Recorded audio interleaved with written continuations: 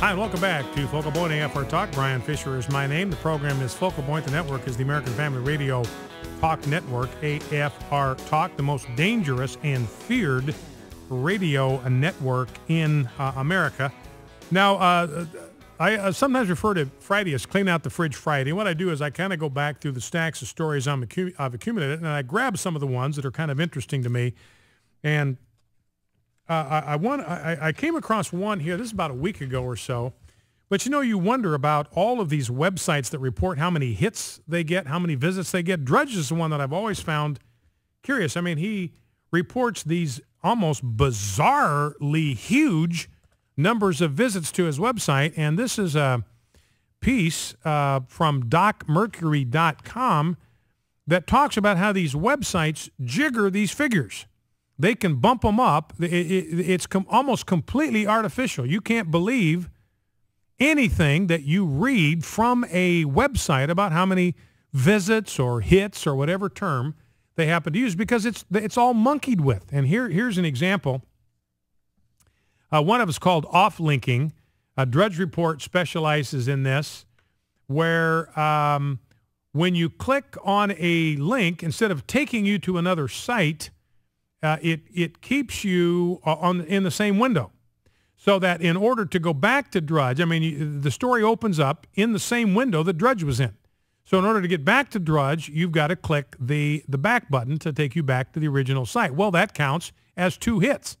So you've only clicked on one story, but Drudge gets credit for 2 hits. And if you read 3 or 4 stories off of Drudge, every time you go back, your access is being double counted. You only got to the site one time, but because of this off-linking, because you don't off-link, you don't go to a separate window, then it counts as an extra hit. Now, here's the other deal that you got to watch for with these websites, and that's called auto-refresh. Drudge does this. You'd be in the middle of Drudge, you'd be in the middle of scanning the page, and all of a sudden the page completely refreshes.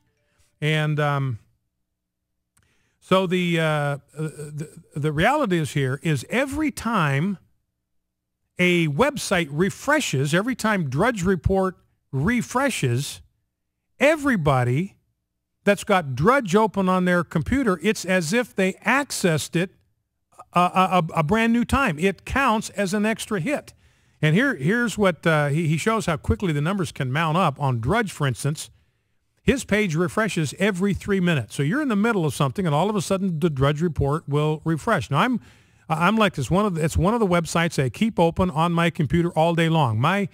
If my computer is on, Drudge will be open. The Drudge Report will be open because I constantly scan it, and I'll go back to it, see if there's anything new. I'll often access stories from Drudge for this program. So I keep it on all day. If my computer is on, Drudge, so that means on my computer, Drudge is refreshing every 3 minutes, and he's getting credit for that, even though I haven't looked at his website in hours, maybe days. But just the fact that I've got my window open to the Drudge Report, every time it refreshes, and he does it every 3 minutes, that counts as a hit. Now, here's what this guy says.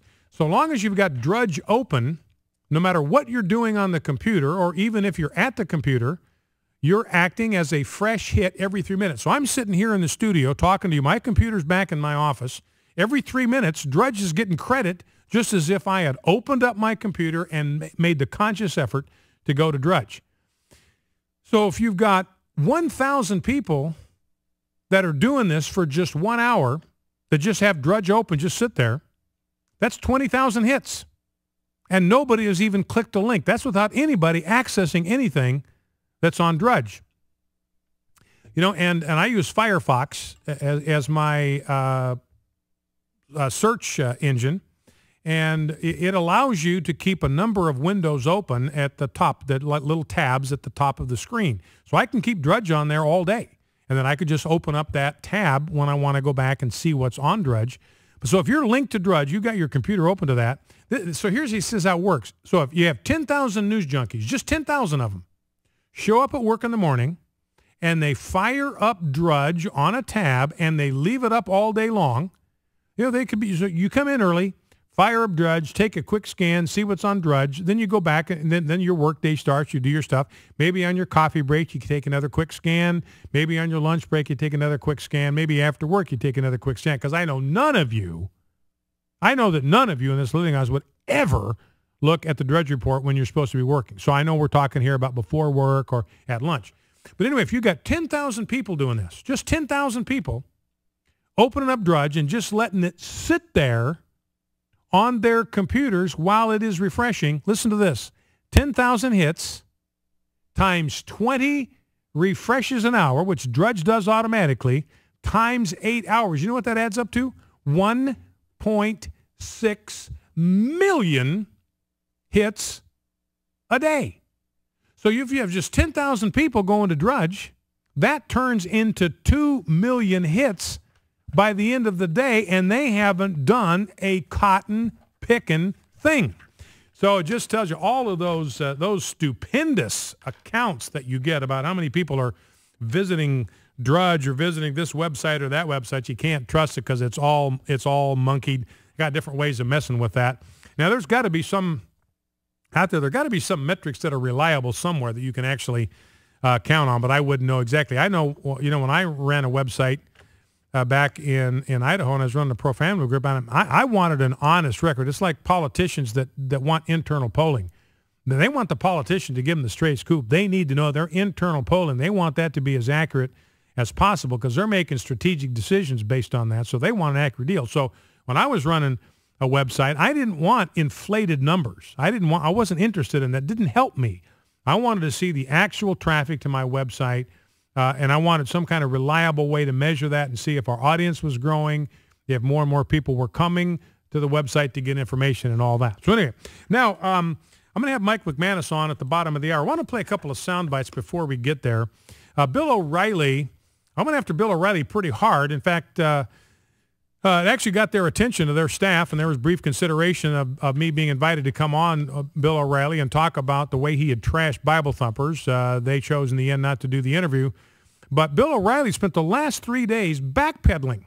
And here's he on with Megyn Kelly, and Megyn Kelly kind of disappoints me a little. I haven't a chance to hear this soundbite. It's just part of their conversation. But I think Megyn Kelly comes to his defense. So we're going to listen to this together for the first time. It's Bill O'Reilly, Megyn Kelly last night, talking about his accusation that we are nothing but Bible thumpers, that when we come to talk about the issue of gay marriage, we don't do anything but bang our Bibles on the desk. Absolutely, flatly untrue.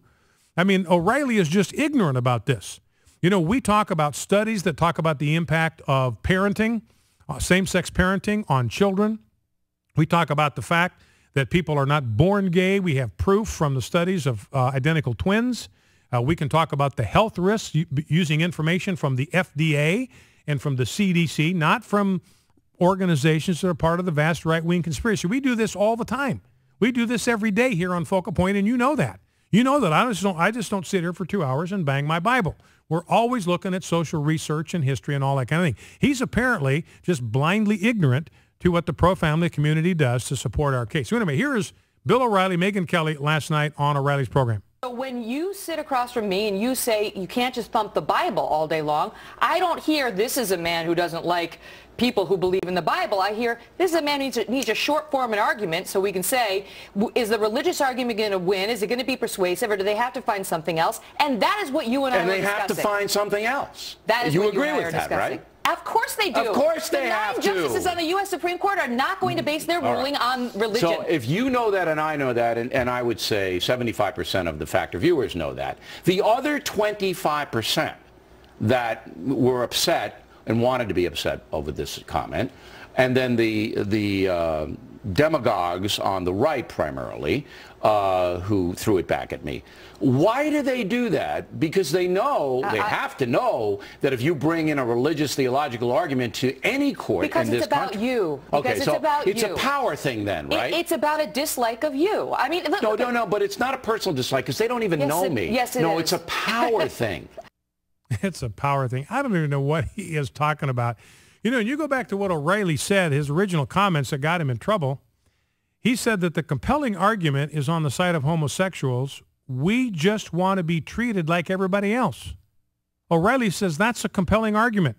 And that's a winning argument for homosexuals. This is absolutely flat wrong. They do not want to be treated like everybody else. And we talked about this, and I'm disappointed that the pro-family community has not used this argument, because the truth is they are being treated like everybody else.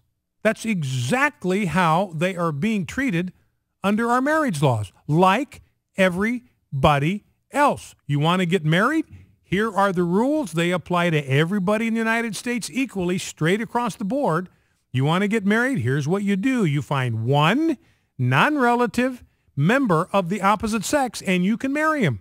That's the same rule that applies to everybody. They are, in fact, being treated like everybody else. That's not what they want. They want special carve-outs for them that aren't available to pedophiles and aren't available to polygamists. Pedophiles want to marry their child object of their affections. Polygamists want to marry multiple people. They can't do it. And you don't see the homosexual community out there agitating for the right of polygamists, for the fundamentalist members of the LDS Church in Utah and Arizona, Colorado to be able to get married. They don't care about that. So they in fact do not want to be treated like everybody else. Bill O'Reilly is just simply flat wrong about that. And that's the deal. Now, let's see if we got time. Do we have time for the Jeremy Irons clip? Let's run this very quickly. We can just squeeze it in. Jeremy Irons, the British actor. Let's listen. It seems to me that now they're fighting for the name, and I worry that it means somehow we debase or we change what marriage is. I just worry about that. I mean, tax-wise is an interesting one, because you see, could a father not marry his son?